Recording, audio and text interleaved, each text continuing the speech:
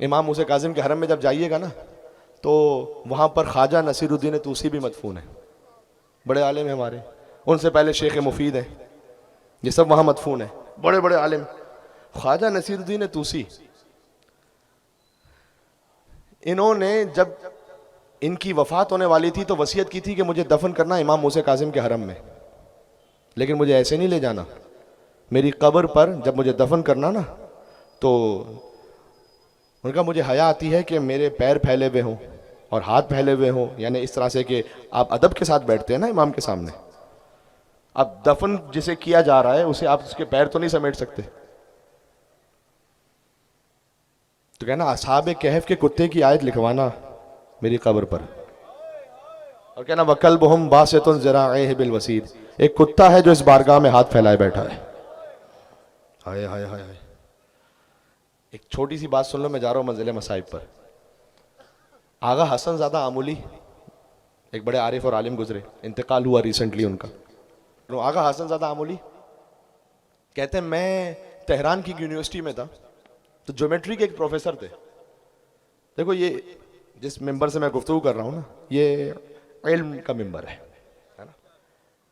تو یہاں سے وہ بات ہونی چاہیے کہ جو علمی میزان پر پوری اترے، اسی خاطر ہے کہ علوم کاظمیہ پر آج میں نے بات کی، ائمہ اربعہ کا بھی ذکر ہوا، صوفیاء کرام کا بھی ذکر ہوا، میں چاہتا ہوں کہ وہ بات ہو کہ جو تاریخ سے ثابت ہو سکے، ٹھیک۔ تو آغا حسن زادہ آمولی کہتے ہیں میں تہران یونیورسٹی میں تھا تو ایک جیومیٹری کے پروفیسر تھے اور مجھے کچھ ایتھسٹ لگتے تھے، تو ہوتے ہیں جو بہت زیادہ پڑھ لکھ جاتے ہیں، اب یہ بھی ایک فوبیا ہے، اب ویسٹرن ورلڈ میں تو بالخصوص بہت زیادہ ہی ہے کہ اگر کوئی بہت بڑا ڈاکٹر پروفیسر ہوتا ہے اور وہ دیندار بھی ہو تو کہتے ہیں تم اتنا پڑھ لکھ گئے ابھی تمہیں عقل نہیں آئی، اس کو طنز کرتے ہیں، کہتے ہیں نا مطلب دین، کہتے ہیں عقل والوں کا کام نہیں ہے دین میں ریشنل نہیں ہے، مولویوں کو بھی بہت سے لوگ ایسے ہی سمجھتے ہیں۔ ایک صاحب نے مجھے بیان کیا کہ ایک جگہ ایک مولانا تھے، طالب علم، ان کا رشتہ کہیں گیا تو ظاہر ہے کہ خاندان والوں نے پوچھا کہ بھئی لڑکا کیا کرتا ہے، کہا بھئی مولانا ہے، کہا مولانا تو ہے لیکن کرتا کیا ہے؟ تو بعض لوگ یہ سمجھتے ہیں کہ یہ بس ایسے ہی ہوتے ہیں، تو ان کے دماغ میں بھی اب وہ یونیورسٹی کا پروفیسر جیومیٹری کا، تو آغا حسن زادہ آمولی کہتے ہیں یہ انہوں نے جو لکھا ہے وہ میں پڑھ رہا ہوں، اپنی جانب سے اضافہ نہیں کر رہا اس لفظ کا جو ابھی کہنے لگا ہوں، انہوں نے کہا میں نے اللہ کی قربتاً اللہ نیت سے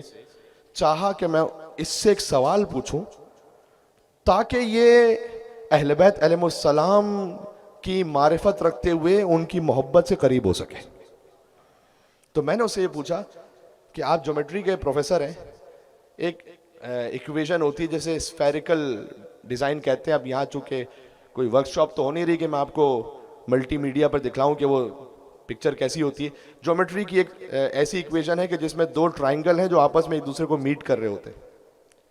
وہ تصویر میں نے دکھائی انہیں اور میں نے کہا کہ اس ایک شکل سے کتنے ایکویشنز بن سکتی ہیں، کتنے ریزلٹس ڈرائیو ہوتے ہیں۔ انہوں نے کہا کہ اگر کوئی جیومیٹری کا ایکسپرٹ ہوگا تو 5-6 فیکٹرز بنا لے گا اس سے۔ آغا حسن زادہ آمولی کہتے ہیں میں نے اسے کہا کہ اگر کوئی 10-15 بنا لے تو کہا پھر وہ بہت بڑا ایکسپرٹ ہوگا، تو کہتے ہیں میں نے اسے کہا کہ وہ 200 بنا لے تو اس نے کہا کہ نہیں 200 تو پاسبل ہی نہیں ہے، اس ڈائیگرام سے 200 فیکٹرز نکل آئیں یہ پاسبل نہیں ہے، تو میں نے اس سے دیکھ کے کہا کوئی 2 لاکھ بنا لے تو ہاں 2 لاکھ، تو وہ ہنس کے کہنے لگا کیا بات کر رہے ہیں آپ، ذرا سیریس بات کیجیے۔ کہتے ہیں کہ میں نے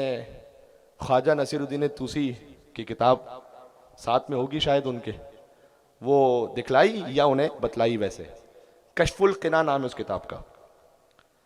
میں نے وہ کتاب دکھائی انہیں اور ان سے یہ کہا کہ یہ جو اسفیریکل ڈیزائن ہے اور ڈائیگرام ہے اس پر پوری کتاب لکھی خواجہ نصیر الدین طوسی نے،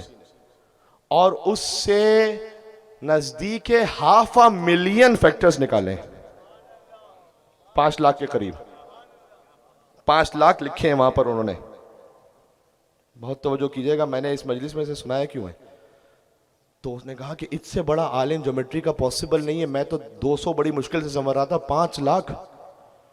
تو آغا حسن زادہ اموری نے کہا کہ جس نے 5 لاکھ فیکٹرز نکالے نا، جب وہ موسیٰ کاظم کے حرم میں دفن ہوا تو اس نے کہا ایک کتا ہے جو اس بارگاہ میں ہاتھ پھیلائے بیٹھا ہے.